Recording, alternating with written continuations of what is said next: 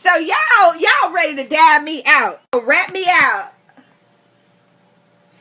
Okay, well I just opened up I just opened up Periscope. So for those of you guys who just may be joining us, this is Playing Devil's Advocate. I am your host, Miss KiKi, the consummate provocateur, and tonight we have been discussing secrets and lies. What would you do if you knew something? Would you tell it?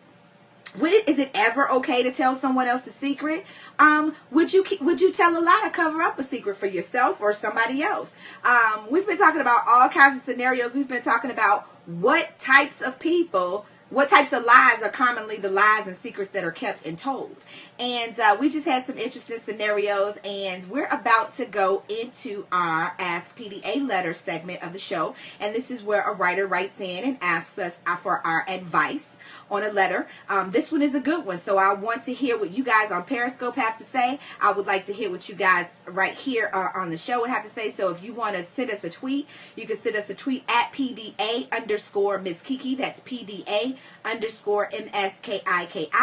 Or you can post to our Facebook wall at facebook.com/Playing Devil's Advocate. Or you can give us a call at 347-237-5271. Don't forget to press 1 so that we know that you're in the queue and you have something you would like to say to us. So big shout out to all of you guys on Periscope that are joining us. I will try to shout you all out as I can. Daryl Hutton, Daryl Hutton, yo, it's a bunch of y'all. I can't see them all right now, but I'll give you a shout out a little bit later. But it is time for our Ask PDA Letter, and I need to play the disclaimer so that we can get this show on this part of the show on the road. So share the cast right now. Thank you guys for the hearts. I need y'all to put your thinking caps on. This is a serious one, guys. It's interesting. We had 2 that came through, and I had to go to our producer, Cousin Chan, and say, hey, Cousin Chan, which one do you think I should do tonight? But this is the one that she picked, and this is the one that we're going to do. So hold your horses, guys. It's time for the Ask PDA Letter.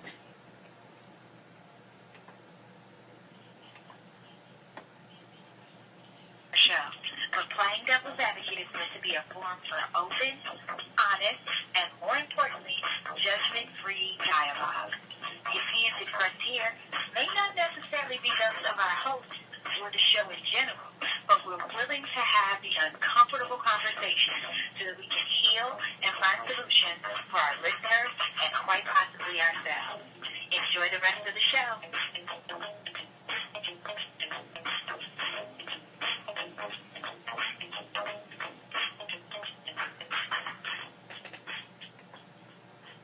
You want answers? I think I'm entitled. You want answers? I want the truth. You can't handle the truth.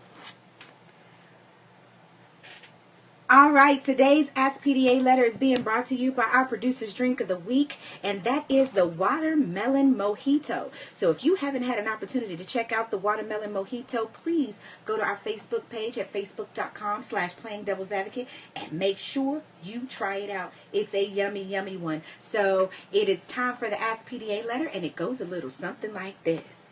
Dear PDA, 6 months ago, my best friend's fiance raped me. He's the man I've known for many years, and I didn't see it coming. I became pregnant, but I had a miscarriage 2 months later. I've recently had to have a hysterectomy as a result of the damage from the rape and the miscarriage. I never went to the police to press charges, and only my family knows about the whole horrible experience. I've been beyond traumatized by what has happened. My best friend knows nothing about it, and I've been unable to face her since that awful night. We text now and again, and she keeps asking why I've suddenly dropped out of her life. I don't know if I can tell her the truth. We were as close as sisters, and I honestly miss her like crazy, but I can't be a part of her life if this monster is in it. Do I tell the truth, or do I just shut her out of my life? PDA family, please give me some advice. Signed, Secret Shame. I'm going to take this one first, Sporty, and Cousin Chan, before I get to you guys. So to you, Secret Shame, first of all, let me commend you for even reaching out to help for help when it comes to asking us what we think you should do. The first thing that I would suggest that you do is to seek some counseling for the sexual assault that you were a victim of.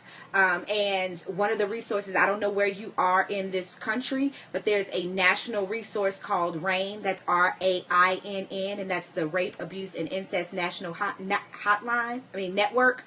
And what you can go to rainn.org, www.rainn.org, or you can call 800-656-HOPE, that's 800-656-4673, and they will connect you with a counselor in your area to help you get some since you said you were traumatized and nobody knows about it, you don't have to suffer in silence on this. And I will say to you, in terms of how you should handle this with your best friend, you said that this was your best friend. If this is your best friend, you should be able to share anything with them. And if you think that she is sleeping with the enemy, you absolutely need to let her know that she is sleeping with a rapist and potentially going to have children who may be girls and may be victims of his in the future. So if he did it to you and you have never said anything or done anything about it, and he hasn't had to be called to the carpet or held accountable for his actions, he will do it again. That's the thing about sexual predators. That's the thing about sexual abusers. We can use Darren Sharper as an example. He operated with impunity for a very long time over several different states because nobody said anything. If we want to talk about the alleged assaults that we're talking about with Bill Cosby, he was able, if this is true, he was able to operate for several decades because nobody ever held him accountable for it. So I know that it will be difficult for you to do. I know it will be difficult for you to go through. But once you've gone through, you got to go through it to get through to the breakthrough. So you have to tell your friend that this guy that she's on fiancé to raped you. Now, do you you have to. It's not even an issue of when or how. When she's asking you why you dropped off, that's your open door to tell her exactly why it is that you dropped off. You owe it to her, to yourself first and foremost, but you also owe it to your friendship if you say you guys were like sisters. I'm going to go to you, Sporty, and see what you have to say. Sporty? Wow. The first thing I would think is wow. And again, I would absolutely commend you. I'm here. I say wow again, and I absolutely commend you as well for being brave enough to have that conversation and to talk to her. Talk to your best friend, because it's really important that she needs to know who she's around. Who knows if the same thing isn't happening to her. You don't have to suffer alone with this, and you'd probably be surprised at the support that you can get if you let someone know that can help you get through this with the counseling, with other survivors of such issues, and to be supported in this, because you didn't do anything wrong. This person violated you and violated your person, and they need to be prosecuted to the fullest extent of the law. They need to be outed. They need to be known for what and who they are, and you don't need to suffer with this secret in your life. You don't have to, but absolutely have that conversation. And the other thing is that you have to live with a lifelong thing with this. You had to have a hysterectomy, so you will never be able to bear children as a result of this violation of you. So that's something that you will have to have ongoing counseling about. So you owe it to yourself to make sure that your mental and emotional health is intact, as well as your physical health. But the best way to do that is to not do it alone. So if she's your best friend, save her, save you, save the rest of the people that he is going to prey upon, because believe you me, he will do it again. And if she has somebody else that's around her at this point in time, 9 times out of 10, he done tried it with them too. So I'm going to go to our producer, Cousin Chan, to see if she has anything to say about this. Chan, you're live. Okay. I don't know if my mic is open. Is my mic open? Your mic sounds nice. Check 1. Okay. Yeah, I guess you guys all said it. I don't really have much to add to it. With other than I know know you're probably feeling the shame with it all, and you may not want to lose your best friend. But in turn, I would think about myself as well as the other people that he may victimize later. I mean, yes, it was you this time, and that's a tragedy, and I do feel for you, and I feel sorry for for what happened to you. Tell it now, but you may save somebody else from having to deal with what you went through, and get his ass off the street. And if your friend doesn't forget her, if she does support you, that's wonderful, and you have somebody in your corner that helps you get with this quicker. But I will say, get some help, go ahead and tell, and just bear with the storm, because it might be a storm out there that you might have to weather. All right, Cousin Chad, thank you for that. Again, to Secret Shame, who wrote in this letter for you today, I will repeat again, there is help out there. If you don't know where to go, you can reach out to the Rape, Abuse, and Incest National Network, and they are abbreviated RAINN. You can go to www.rainn.org. That's rainn.org, or you can call 800-656-HOPE. That's 800-656-4673. They will connect you with a counselor in your area that will help you deal with the stages that you're going to go through from here on out.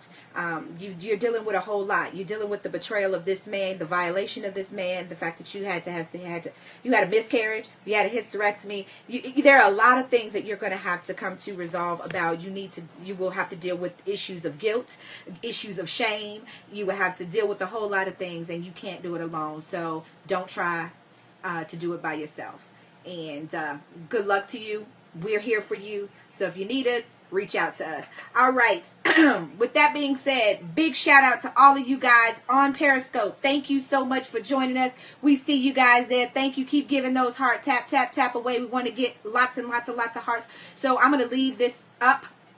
I'm going to leave Periscope up so you guys can catch the last 20 minutes of our show. We are here live on Playing Devil's Advocate. We are uncensored, unscripted, unapologetic, and today we are talking about secrets and lies. We're talking about a whole bunch of different scenarios where people have told lies and had secrets, and we asking each other, would you tell this secret? Would you lie for them? Those kinds of things. So Sporty had one that she wanted to bring up right before we did the letter. Did you have another? You had another one, right, Sporty? I'm married to a wealthy man, and very accustomed to my lifestyle with our 3 children. I see my husband out cheating, but I don't tell him. I begin to start a secret fund to secure my family financially and maintain my marriage as if nothing happens. Do you say something? I know that he's cheating on her and that she's squirreling away money. So would you say something to... So I know she's squirreling away money because he's cheating. Okay. Yeah. Who am I supposed to be telling it to, though? That's the question.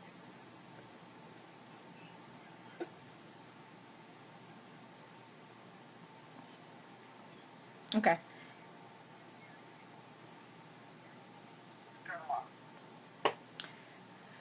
All right. Let me tell you. Okay. I get it. I get it. I ain't saying shit. Not my damn business. Here's the thing. Y'all know in my book, The Other Woman Code of Conduct, there is a chapter called You Gotta Pay to Play.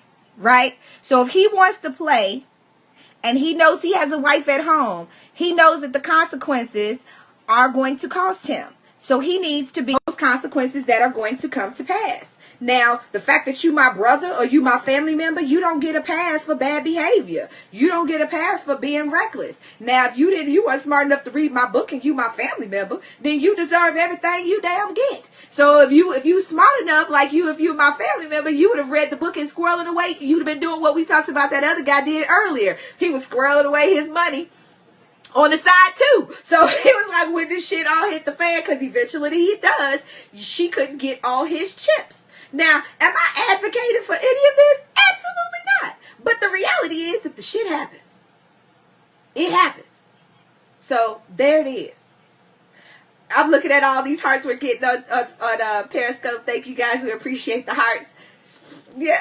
I want to know what y'all would do. Would y'all tell somebody that the other person is sitting up there squirreling away funds? Would y'all tell it? Would y'all tell it? Y'all sitting up here giving hearts. Tell me what you would do. Here's a couple of things that I wanted to share with y'all. We want to talk about some of the roots, causes for these lies and these secrets, right? You know, because again, we educate our listeners. We educate and entertain our listeners. A lie is a lie. There are no levels to lies. You know, we had a long conversation. We went in depth about it with Cousin Chan and her lie by omission. Non-disclosure is not a lie kind of thing, because she feels like if I've never said it, then it can't be a lie. I never said nothing about it. But I want to ask you guys, we've all kept secrets and we all told lies because none of us are above that. Let me ask you this. How did it feel telling the secret, keeping a secret versus how it felt for telling a lie? Was there a difference in the way that felt, or did it feel the same? I'm going to you, Sporty.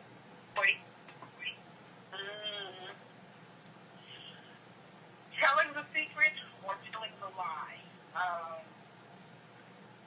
Telling the lie makes me nervous, so I do my best not to do that. Because if you tell one, you have to tell another one. And trying to keep all that stuff straight, I'd rather not deal with it. So I'm uncomfortable with the lying thing. Telling a secret? No, keep it a secret. Only if it's something that's detrimental. No, not telling a secret. Keeping a secret. Keeping a secret. How do you feel? What's the difference in the feeling of keeping a secret and the feeling of telling a lie? So you feel anxious when you tell a lie and you don't feel shit about keeping a secret. No, I don't have nothing to take the grave. No, it's a secret. What about you, Cousin Chan? What about me? What an asshole. Do you feel any different? What is the feeling that you have when you tell a lie? Or what is the feeling that you have when you tell a secret? Are those feelings exactly the same? Or if not, what does it feel like for you? I don't have a problem with keeping secrets because 9 times out of 10, I'm going to forget it in the first place that it was a secret. So it's going to go in one ear, out the other. Telling a lie, it all depends on the lie. It really all depends on the lie. If the lie is, as I guess Sporty would say, detrimental to somebody, I wouldn't have no problem telling that. Or maybe the lie is that some business they really don't fucking need to know. And I don't want to tell you. I don't have a problem telling a lie and those instances. All right, welcome, resident anti-hero. Okay, well, here's my thing. You know, Chan kind of took the words right out of my mouth. When it comes to keeping a secret, I'm your best secret keeper ever. And want me to tell you why? Because I'm a vault. And not a vault because there's a lock. I'm a vault because that shit goes in and it stays in. It never comes out. There are things that you tell me that are not a secret and that I don't damn remember. I just don't remember. You'll be talking to me and 5 minutes later, remember I told you? And I'm like, no, I really don't remember. So much that Cousin Chan is often saying, I hate fucking talking to you. You don't remember nothing. So I'm the best secret keeper ever because I don't mean to keep a secret. As far as telling lies, I don't like telling lies because I'm bad at remembering. So don't ask me to lie for you because I ain't going to remember it. Just, it makes me uncomfortable because I know I'm not going to remember it. But in terms of why people tell lies and getting to the root of what this whole lie telling and secret keeping is all about, is that people do it because they feel shame, right? They feel that they might sustain a loss. They feel like it might harm someone that they care about, right? So they think they're protecting people, right? By telling a lie, telling a secret. Perfect example. A guy might not necessarily break up with you. He might just kind of disappear into the sunset. One, because he don't want to be the bad guy to break up with you because that makes him the bad guy. But by lying and not being truthful or open or whatever, he then becomes the bad guy for being that guy, for not being open and honest with you, right? So another reason why people tell lies or keep secrets would be because it is upsetting. Somebody gonna get mad. I ain't tell you that bitch was dancing on my lap in a G-string, when I was out with my boys, because I knew you was going to get mad about that shit, right? Because you knew she was going to feel some kind of way. Welcome, Chris Laws.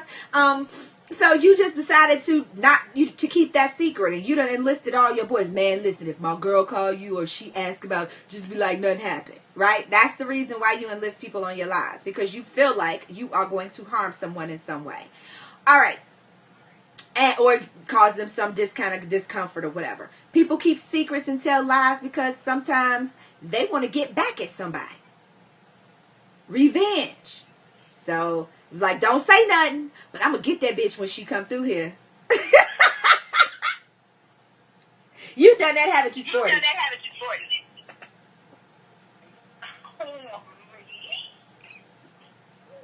Now. I would never. Yeah. Lies and garbage. Lies and garbage. All right, another reason why people tell lies and tell secrets, to get to the root of it, is to honor a pledge of secrecy.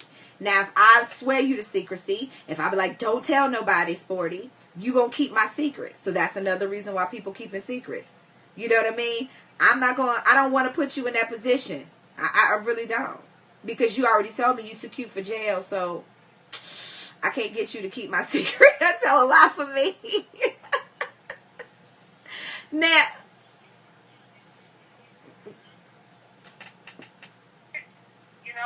So that's different. But depending on who it is, and what happened, I ain't seeing nothing.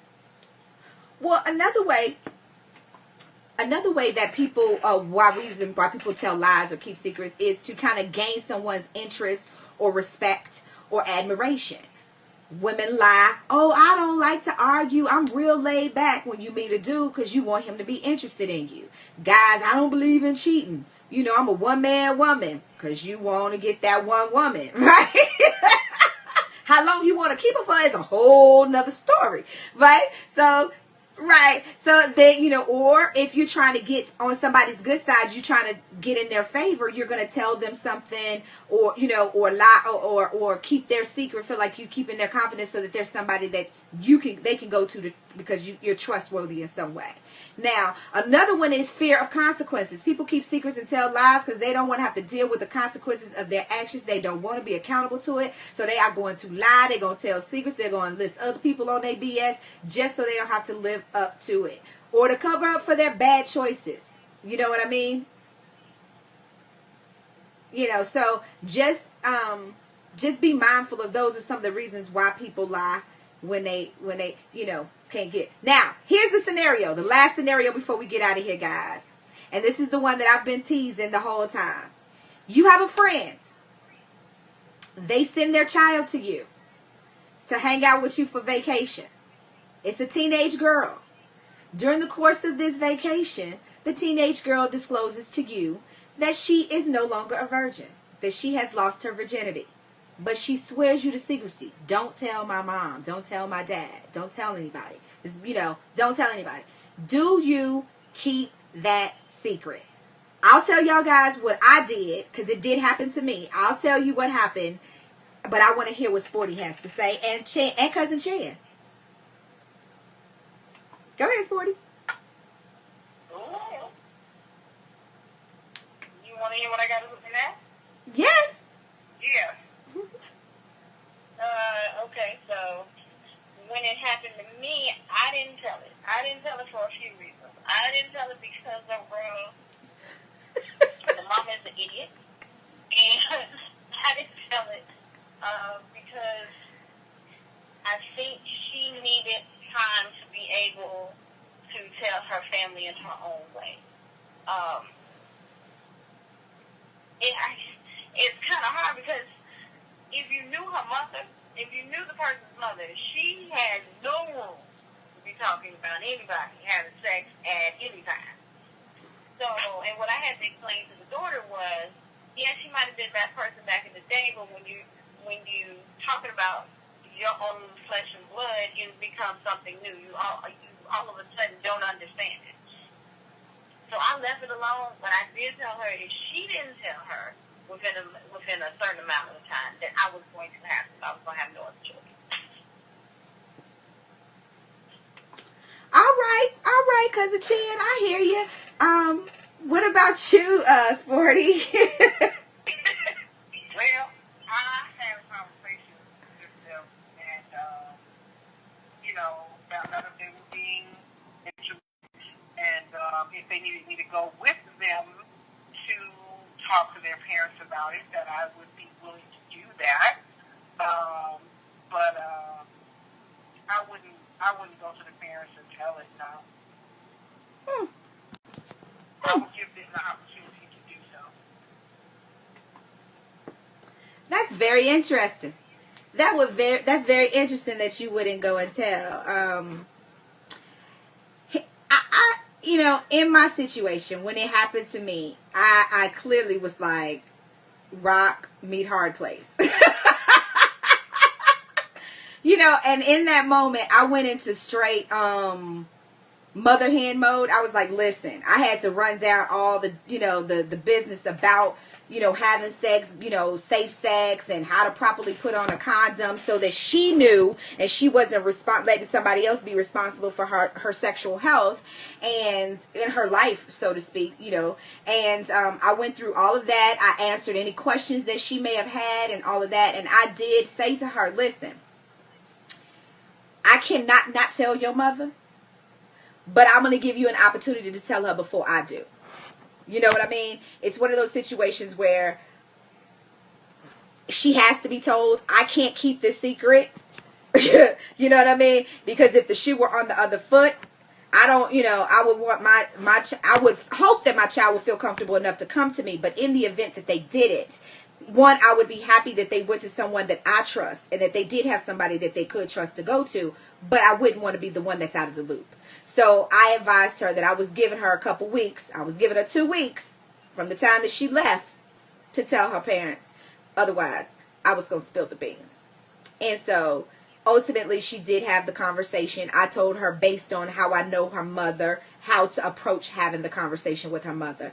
And they were able to have the conversation, go over the things that I advised her of. And, her mom called me and everything was all hunky-dory. So that was that. I kept the confidence, but I also, protected the child in the meantime as well. So, I see you guys on Periscope. Again, we are broadcasting live on YouTube via Google Hangouts. We are on Periscope right now. I'm getting ready to bid adieu to our Periscope audience because we need to wrap this show up and get ready to end it all. But thank you guys for tuning in, and the Ask Advice Letter.